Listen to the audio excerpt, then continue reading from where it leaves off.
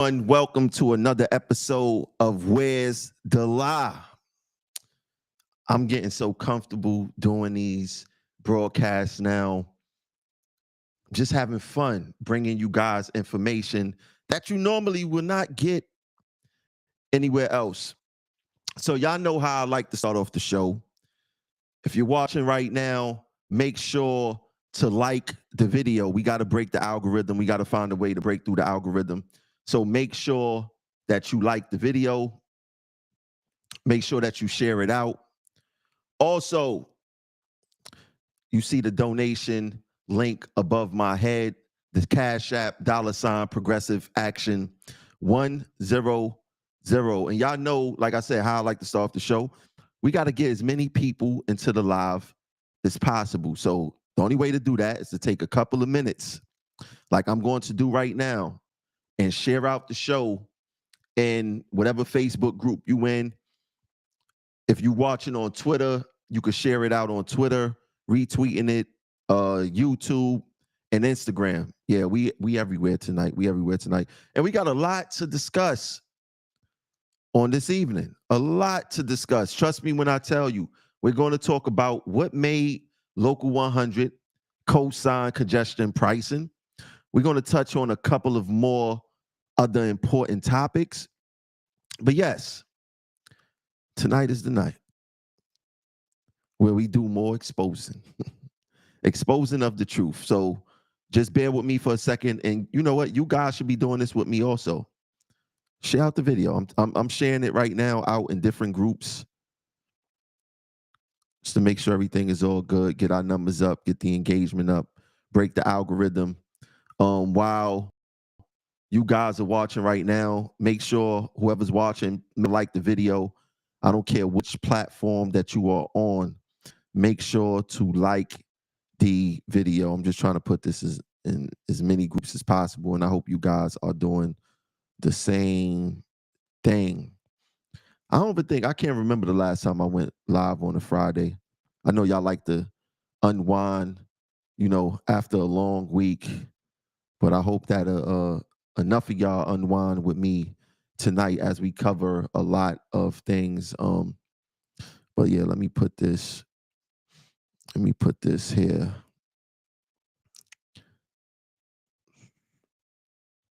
Mm-hmm.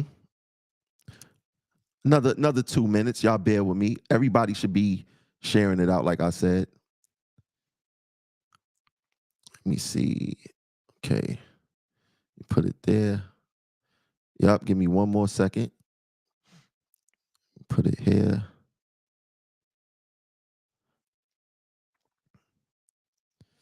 And let me put it in one more group. One more group.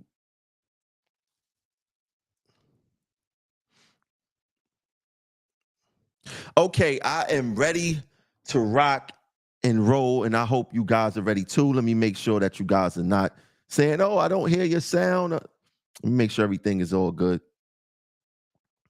A to the G. Oh, also, if you're watching on YouTube and you're not subscribed to the channel yet, just make sure to subscribe. Make sure that you get your subscribe on. If you follow me on Twitter, make sure you follow the page. Instagram, same thing. Make sure you follow on the page. So the first thing that I want to touch on today is this.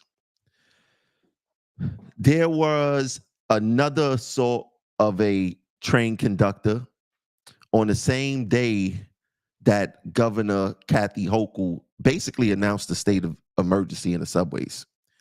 So this pic was released of a suspect who bashed a Bronx subway conductor in the head with a glass bottle, right? We don't need to explain how dangerous that is or whatever the case is. We all understand that. We should have a great understanding of that. But one thing that I wanted to point out with that is that they got a picture of the guy who did that. They got a picture of the guy who did that. Where's the picture of the guy who slit the conductor's throat?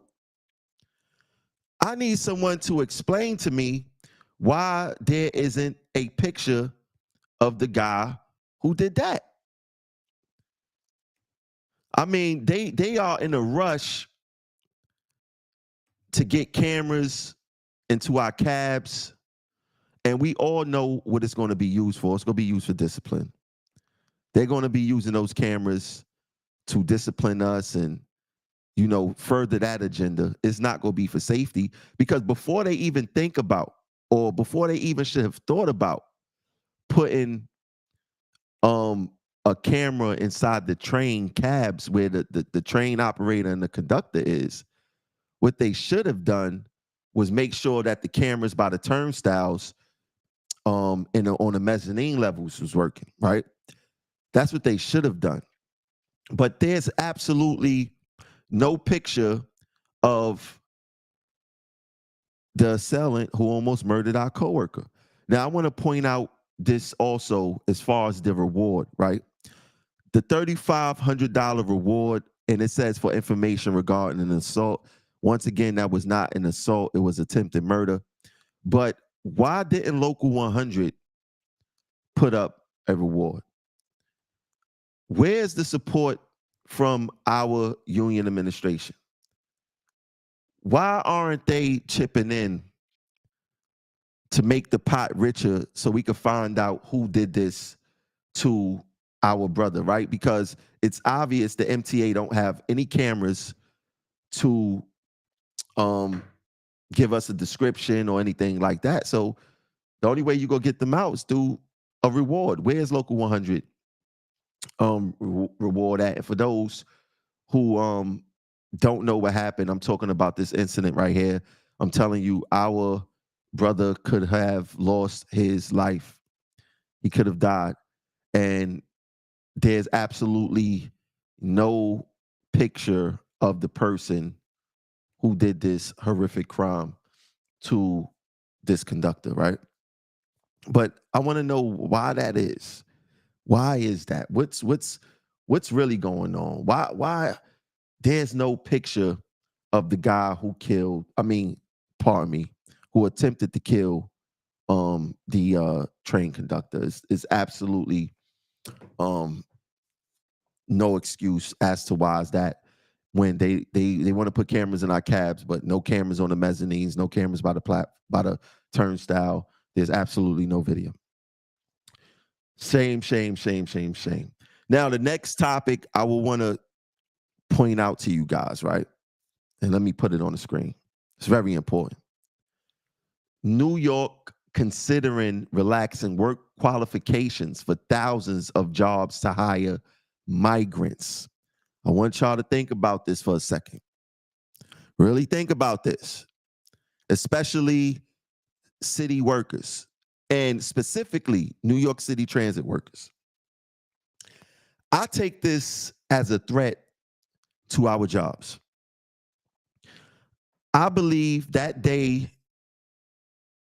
has come where it's possible migrants will be driving buses, operating trains, cleaning platforms, and a host of other New York City transit titles in the very near future.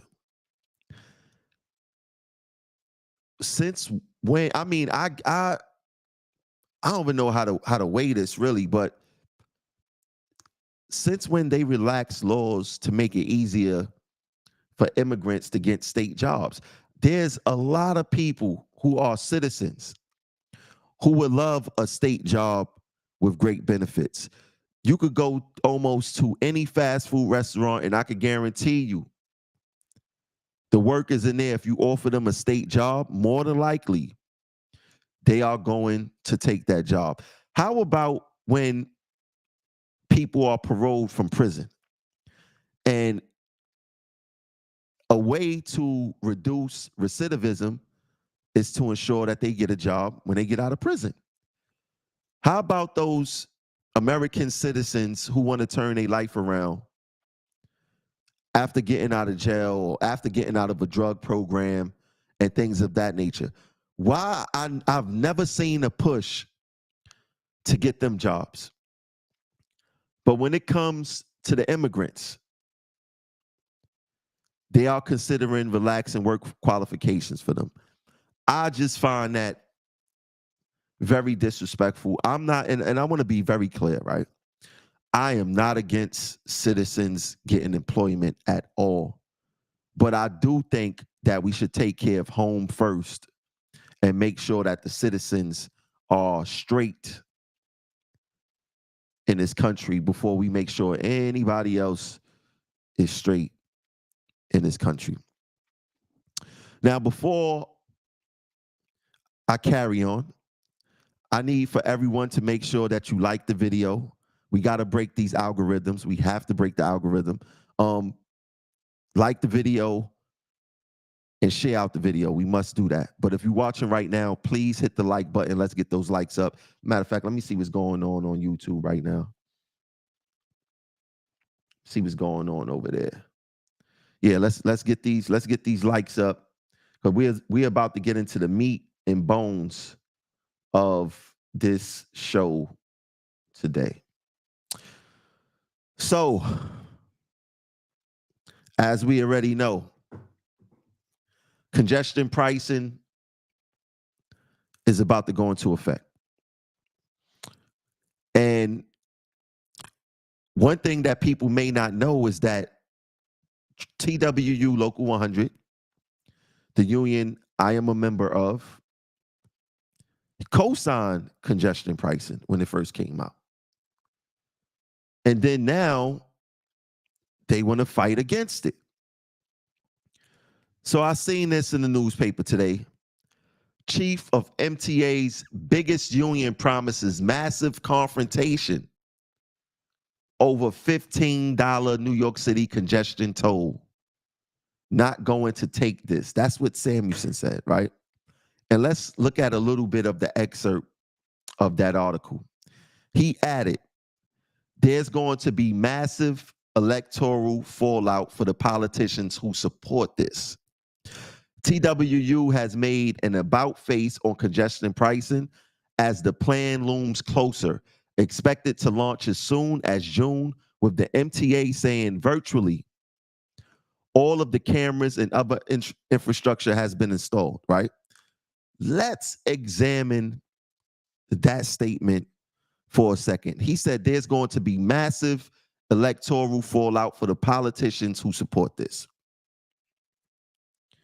John Samuelson, respectfully, who are you fooling with that?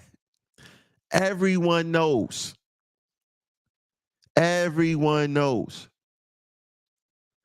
Local 100 does not drive people to the ballot box. I'm sorry to let the secret out the bag, but everyone knows that Local 100 does not bring people to the ballot box. Tremel, what make you say that?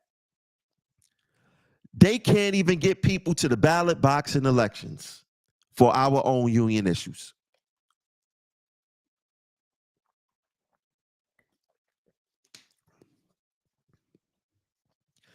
How are they going to send out a veiled threat like that to say that they go threaten politicians?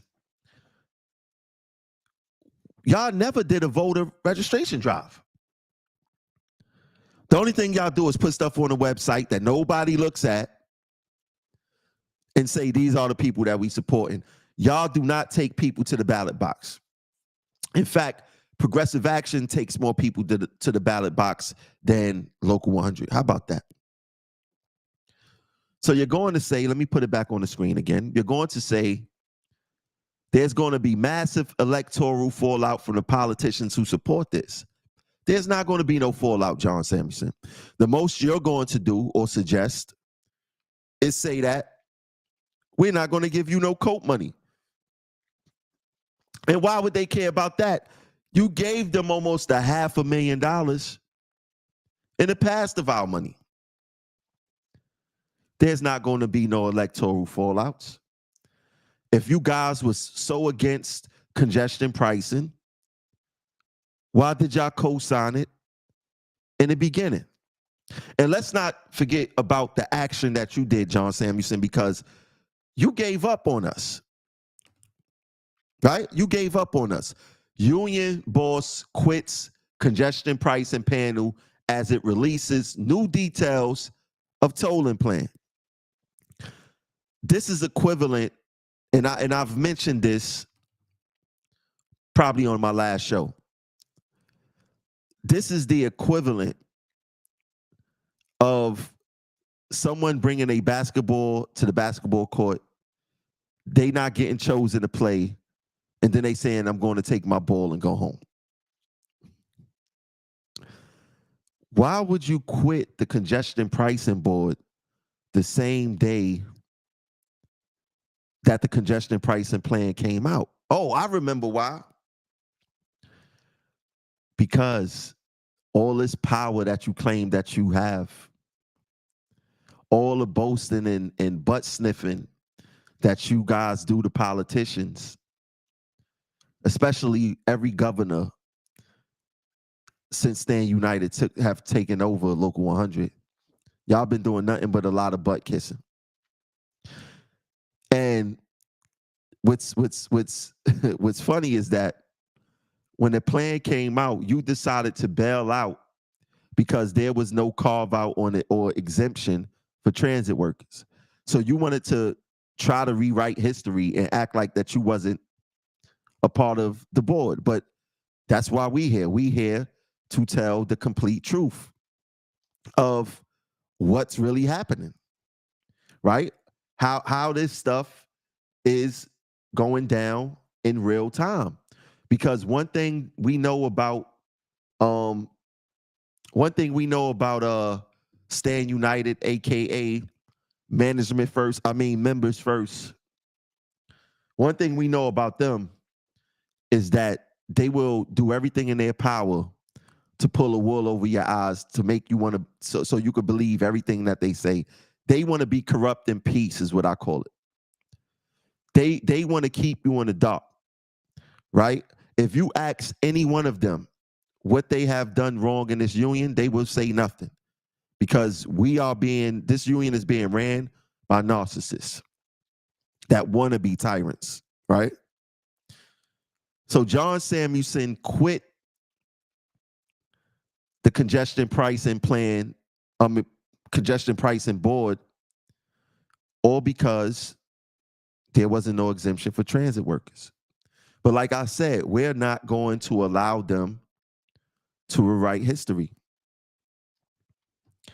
How can we forget when Local 100 was on board with making a push for congestion pricing? It's right there. New York's largest transit union making push for congestion pricing. Transport Workers Union Local 100 is urging the state legislator to enact congestion pricing, which would give transit workers the equipment and infrastructure they need to provide world-class service. They was urging the state legislator to enact congestion pricing. TWU Local 100 is running a full-page advertisement in the New York Daily News. TWU also will be leafletting riders in the transit system, Local 100 President Tony Utano said Tuesday. The New York economy will falter if the New York City bus and subway crisis is not solved, Utano said. We've made progress with the subway action plan, but we can't stop now. Our elected officials must pass congestion pricing.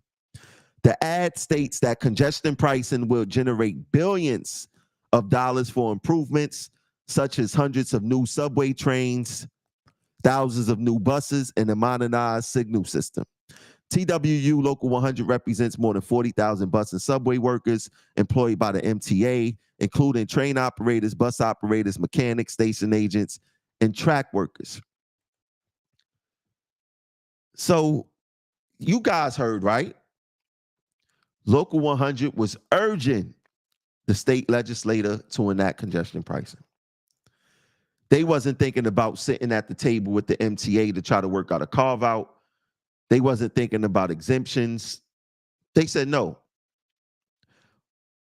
we want y'all to enact this because it's going to do all these things that they thought was going to benefit transit workers. So if that's the case, how y'all go from wanting to enact, which I chest out, congestion pricing, to now saying this? Why you want to confront them over the congestion pricing when you guys just co-signed it? It makes absolutely no sense. From the beginning, to put another tax on the workers of New York City, the residents of New York City, to put another tax on us was a bad idea from the start. I don't care if it was go build a train from here to LA. It was a bad idea, because what should really be happening is that the billionaires should be picking up this tab for what's going on in these different cities. But they not. So someone like John Samuelson, Tony Utano, Richard Davis, who is urging the state legislature to enact congestion pricing and not hold the billionaires accountable, they have no foresight. There's no way possible that they could have thought adding an extra tax to the citizens of New York City or the people in the tri-state area who come to work in New York City, that tax was going to make some sense, right? And let's examine some of what the budget looked like or is going to look like for congestion pricing. So the 2023 budget was $19.2 billion. Like I said on the last show, it was close to $20 billion, right?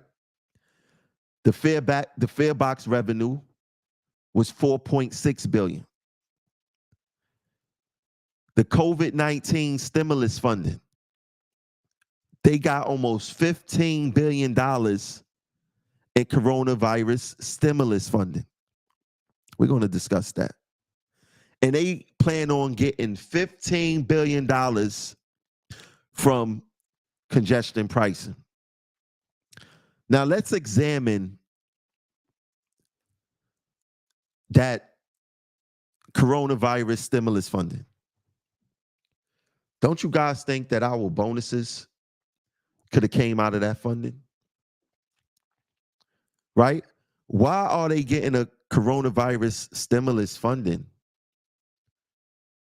and they did not take care of the workers who was making the system run during the coronavirus? They didn't take care of no worker. The only workers that they took care of was the ones who died. They did nothing for the workers who moved this system during probably one of the worst times in American history. Another thing that people is probably saying, well, they getting all this money. They could have gotten us bigger raises and things of that nature. Our raises, let me put that screenshot back on the screen. Our raises come out of the fare box revenue, the operational budget. So the MTA basically have two budgets. They have the operational budget, in which raises and stuff come out of, and then they have the capital budget, right? One time, John Samuelson had said, what they do during our contract is that they take money from the operational budget, move it to capital to make it look like that they don't have no money in the operation budget to pay us. And then after we sign our contract, they move the money back to the operational budget, right? This has been a practice for a very long time of a sleight of hand from the MTA regarding that. And I guess John Samuelson felt like he caught them, but he didn't do anything with it. He didn't do anything with it.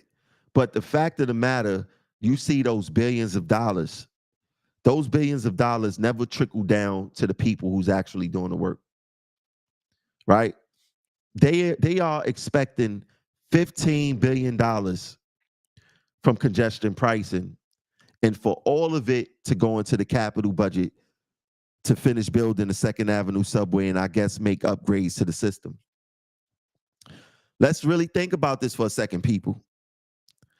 Why didn't the union negotiate a carve out to say that a percentage of the congestion pricing tolls would go towards the operational budget to ensure that we get the proper raises that we need, to ensure that we probably could get better medical, better dental, better child care programs, going to Apex and things of that nature. Why didn't the union negotiate that in the contract? Now, all of a sudden, they want to kick up dust and be mad at congestion pricing when just a couple of years ago, they was co-signing congestion pricing. So it makes absolutely no sense as to how they are doing business. It makes absolutely no sense. And they trying to play us. The only reason why they are trying to go this hard is because it's an election year for the union, right? John Samuelson is relying on Local 100 to contain the power or remain in power because like 40-something delegates or 40-something votes come from this union alone to make sure that he's elected into the international. But where was this energy at when congestion pricing was first an idea?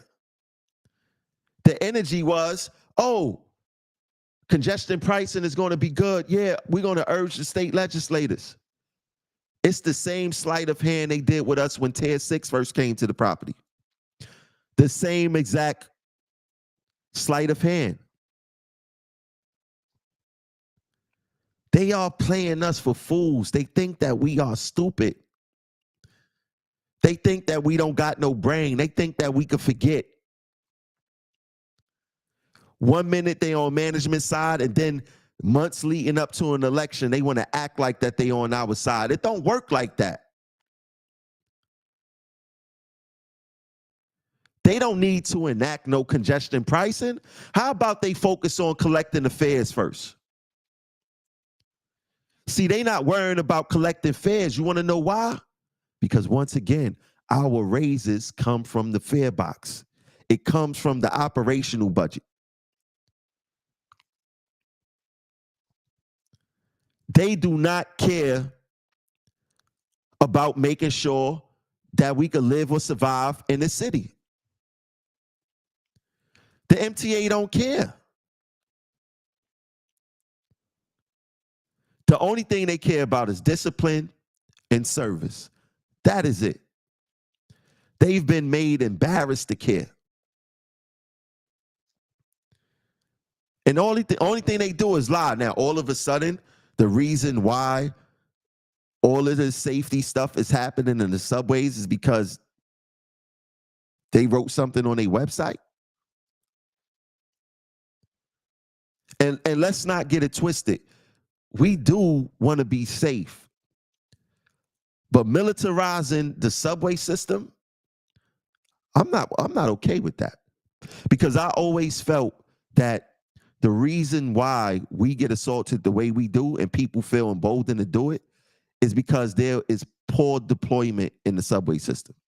And then you have a contingency of lazy cops that you see sleeping inside our break rooms and platform rooms and things like that.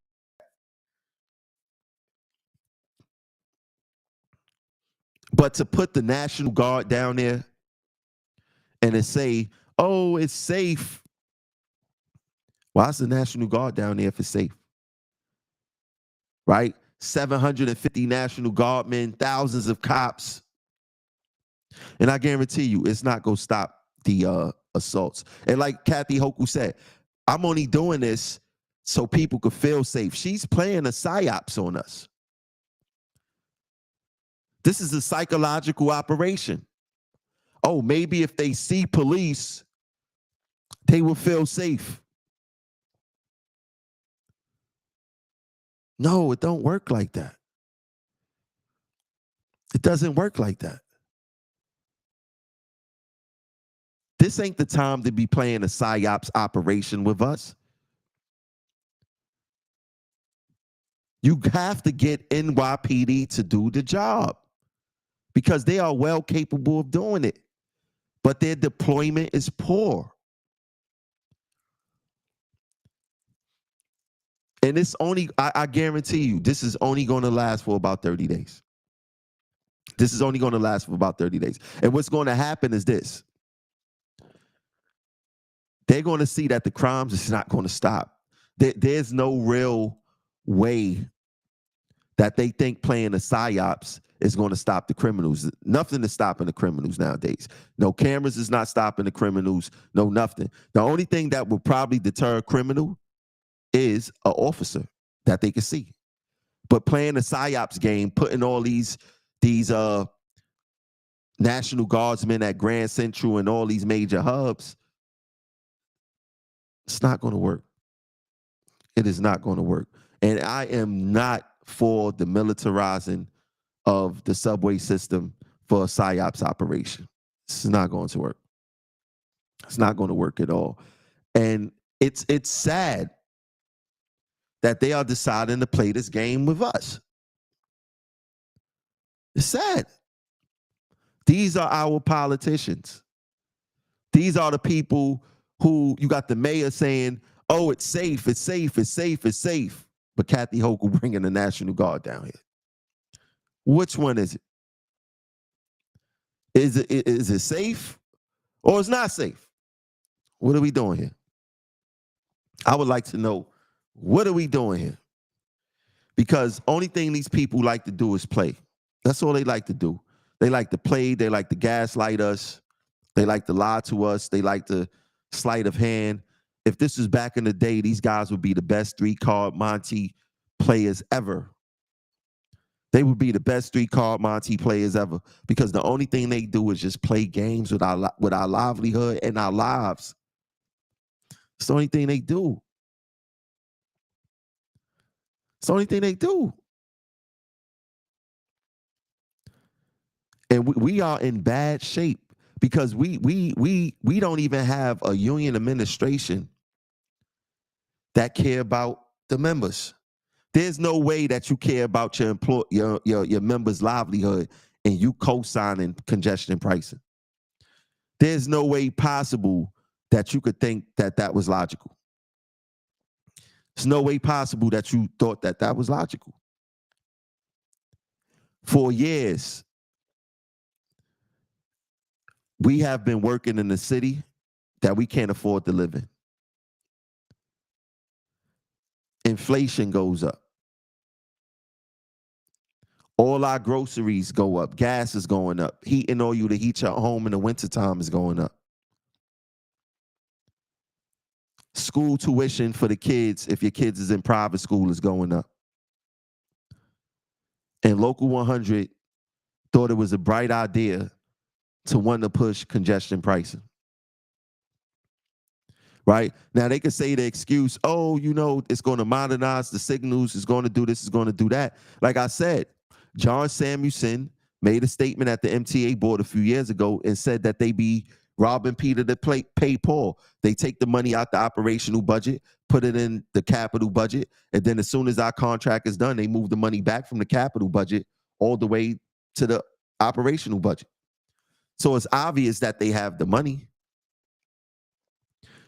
But what I don't understand, once again, is why did they co-sign congestion pricing? It makes absolutely no sense. Now, to the people who have to come in below 60th Street in Manhattan, right? We talking about they got a whole depot down there. What are those bus operators going to do that work in Quill Depot? You just gave them an extra tax. You couldn't even get them an exemption.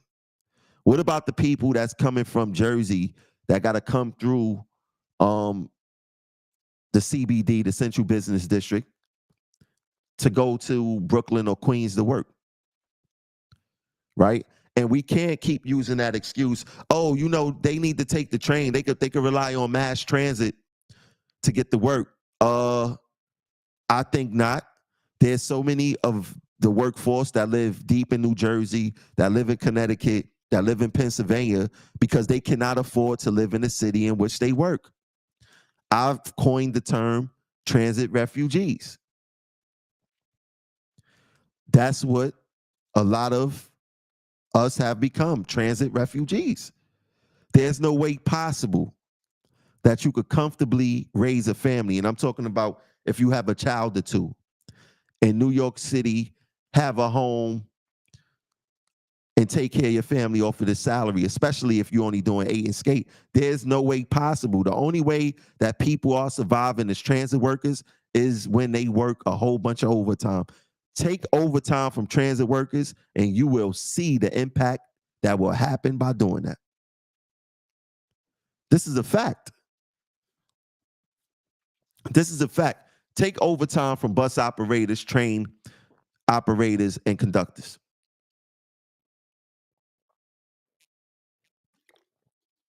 Take audios away from the entire agency and watch how many people have breakdowns and don't know what to do. And I believe that that day is coming, as I touched on earlier in the show. New York is considering relaxing work qualifications for thousands of jobs to hire migrants. You would be foolish to think that that don't mean taking our jobs.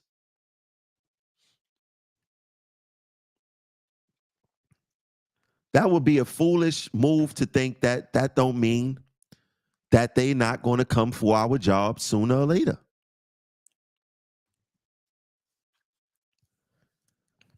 The MTA is like Birdman right now. They like this. Kathy Hochul like this because they see what the future, they see where it's going. They see what they're creating. They know what's going on. And politically, people want to know why are all these migrants going to these Democratic ran cities? I believe it's part of their plan. See, the way how you get more congressional seats, it goes by the population in your district. And you don't have to be a citizen to be counted on the census, which then determines how many congressional seats that you get. So I believe that this is a plot by the Democrats to gain more congressional seats so they can maintain power. It is what it is. This is exactly what they're doing. But me, not for 1 second, would think that our job is safe. The governor could tomorrow say, we want to expedite immigrants getting transit jobs and sign something, and everybody else sign it. And then next thing you know, our jobs are being filled up. There's going to be less overtime. And this job is not going to be desirable.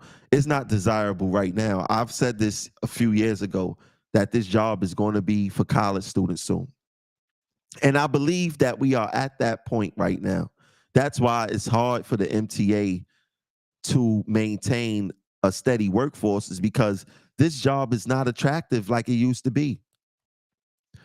Right? You got people nowadays, especially these millennials, they are not interested in giving away their weekends.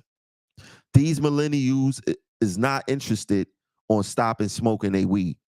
These millennials is not thinking about, and Generation Z, they are not thinking about or tolerating people talking to them any kind of way they want.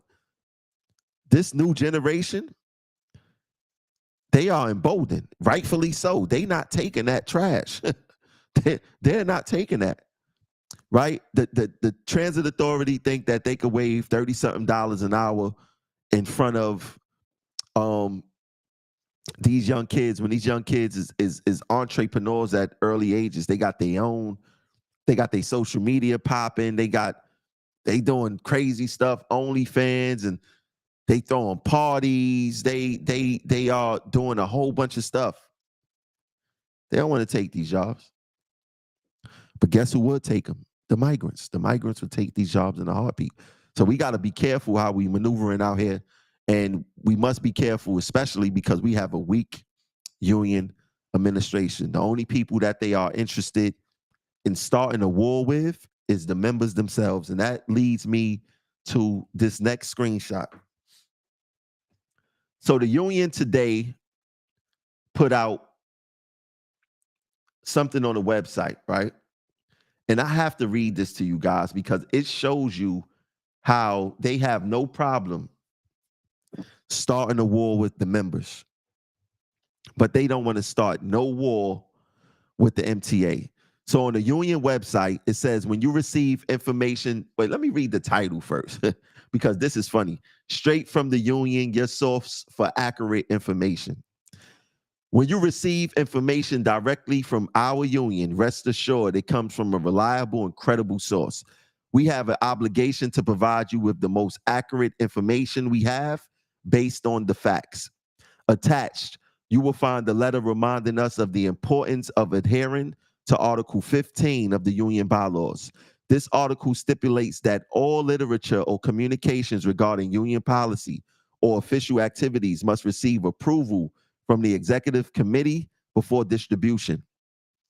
This includes leaflets, posters, and other materials intended for circulation among our membership.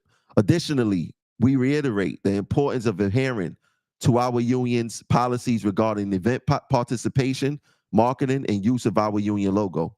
We also emphasize the importance of adhering to our union policies regarding literature in the attached letter. Please take this opportunity to stay informed and review the attached letter. Thank you for your attention to these important matters. Richard Davis, let me tell you what's important, sir. What's important is safety. What's important is getting us a contract that we truly deserve, where we could afford to live in the city in which we work. What's important is increasing the medical, making the medical worth our while, making our dental worth our while. What's important is making sure that the retirees maintain a same level of benefits after sacrificing most of their life for a company who obviously do not give a damn about them. For you to authorize putting out a letter attempting to try to control the narrative, as if you guys give out, y'all talking about y'all give out facts, y'all don't give out no information. Y'all give out absolutely no information. But you want to try to scare or intimidate dissident groups for advocating for the members. You wrote a whole blog on the union website regarding that. You wrote a letter that was attached to that. If you go to the union website, you would actually see the letter. Why didn't Richie Davis write a letter to the governor about safety? Why didn't Richie Davis write a letter to Jan Oliba about safety? Why didn't Richie Davis write a letter to Richard Davey about safety? Why didn't Richie Davis write a letter to Eric Adams about safety? But when it comes to the members, they don't blink an eye to attempt to control the narrative, intimidate, and scare people. They wouldn't blink an eye. But when it comes to organizing a real fight against a formidable opponent such as the MTA, y'all don't do a damn thing. Y'all don't do a damn thing. Y'all been knowing that we've been unsafe for a very long time. It took the governor to come with a 5-point plan. Where's the union administration plan on safety? Why wasn't safety implemented into our union contract? We just signed the contract less than a year ago. Why wasn't safety implemented in our contract?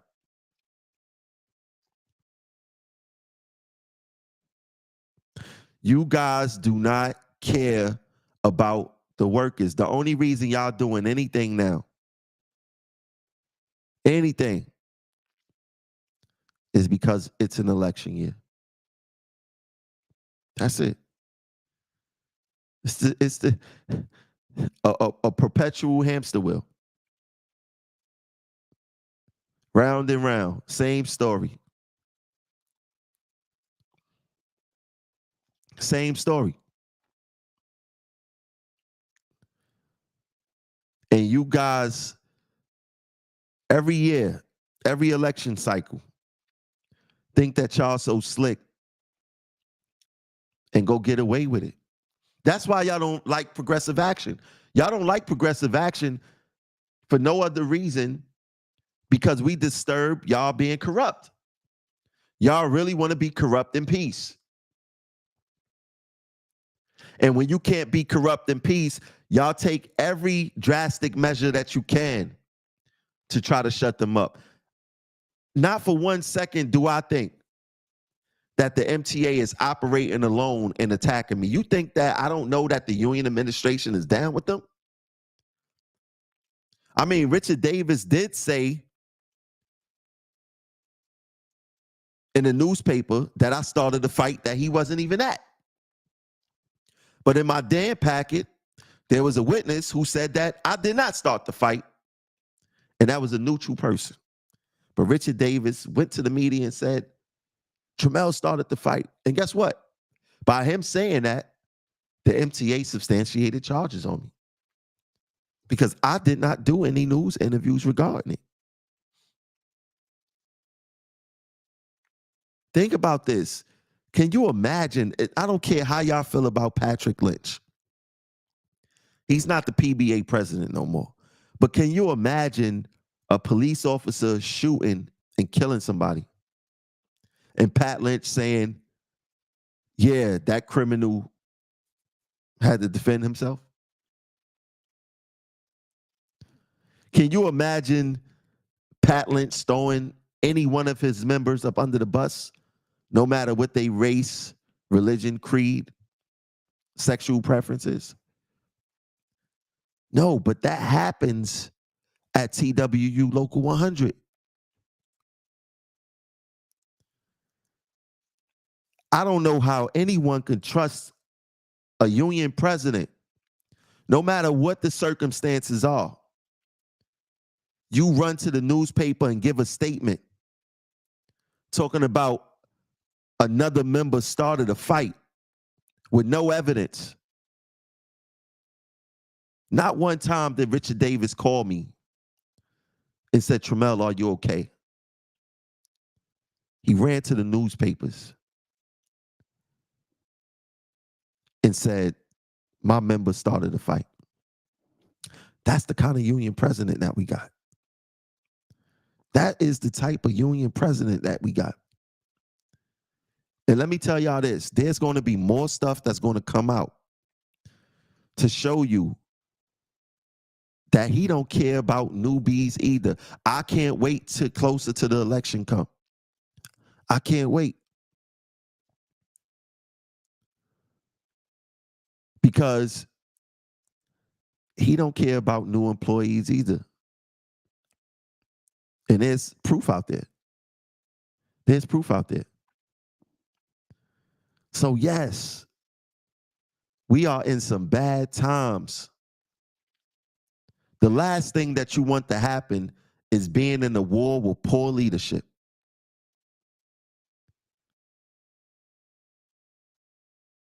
This union administration do a better job fighting the members than they do fighting management. The union is going to put out a letter saying, hey, don't distribute stuff without our permission and all this other foolish stuff, right? Let me get back to this, man. Because they love running to the website saying foolishness. Let me try to find something for you guys real quick. I don't know if this is it. Hold on 1 second. I need to find something for you guys because I still didn't get an answer to, I don't know if this is it. Let me see if that's it. Let me see if that's it. Let me see if this is it. Oh, yeah, this is it right here. I'm going to keep pointing out this.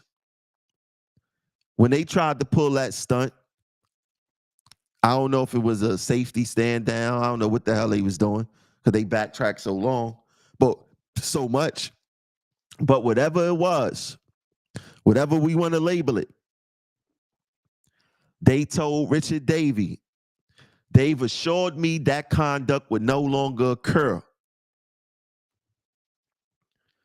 Why you go write a letter to the members about circulating the union logo and you still didn't clap back at Richard Davey after you told him that it would no longer occur again, that you would no longer stand up for your members again? But you want to write a letter to the members about circulating information? People, this is where we at right now. This is where we at with this union administration. This is who they are. They only focus on hurting their own members. They don't care about becoming smarter, becoming stronger, organizing, mobilizing. They don't care about that. And they want to do the bare minimum to make us think that they fighting for us. I mean, look, let me play this video again for you guys if you ain't see it yesterday. And I want to ask y'all, I want y'all to write in the comments, no matter where you watching me at, write in the comments, would you want this person speaking for you and representing you in any type of issue? Listen.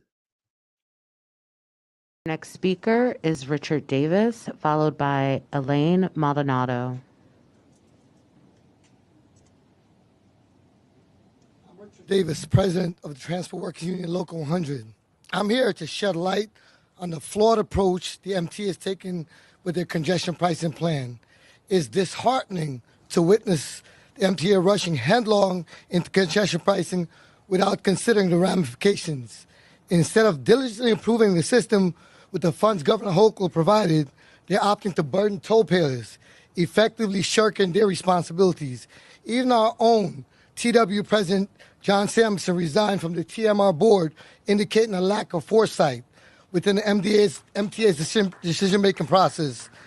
By tolling our own workforce, the essential workers who are the backbone of this city transit system, the MTA is essentially milking the cow before even it's fed.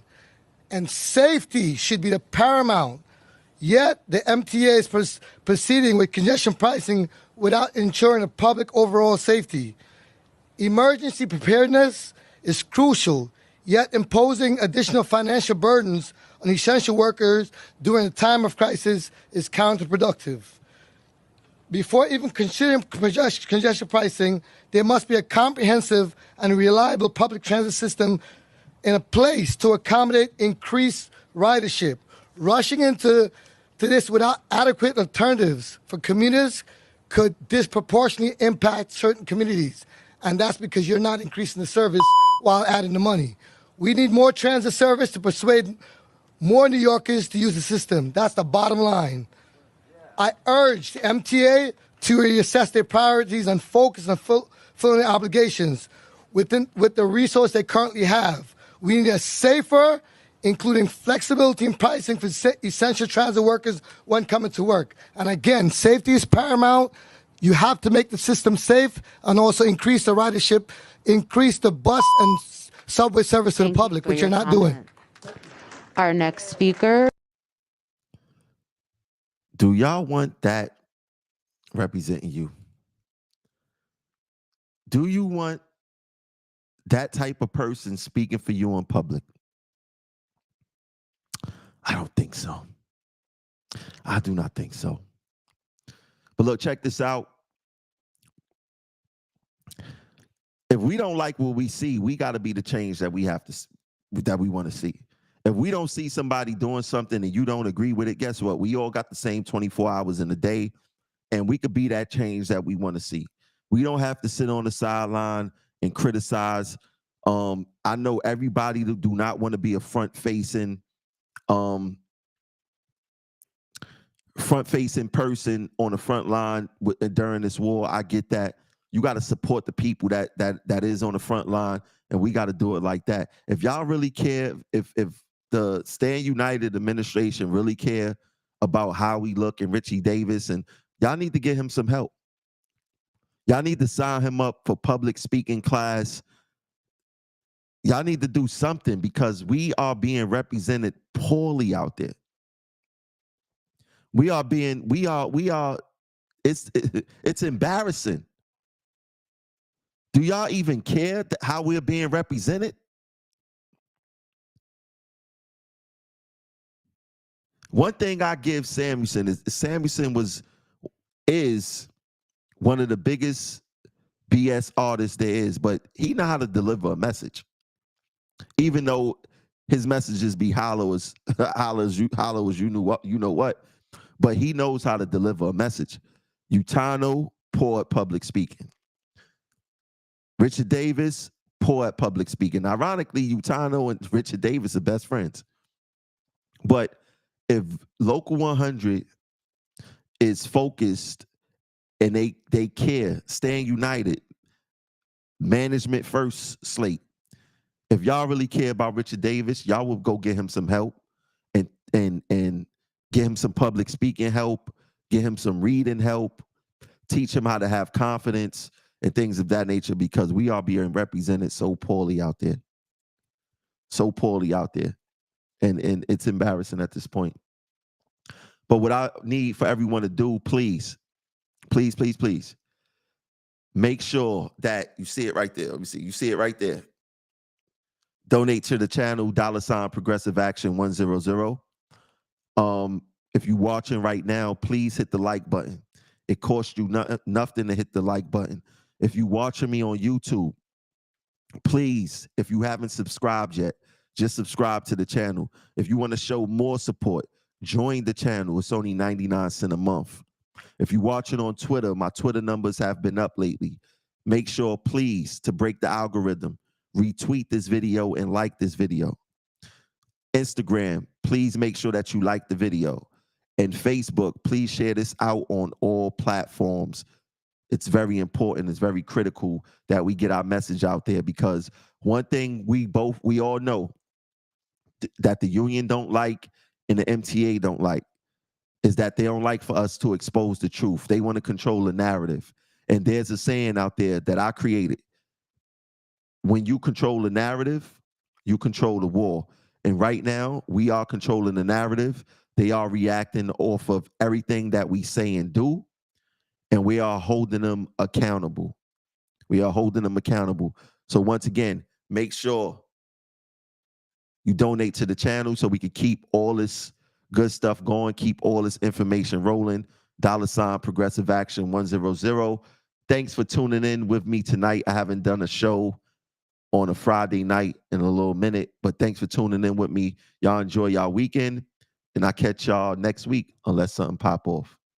And like I end all of these shows, I have a question to ask y'all. Where is the lie? Peace.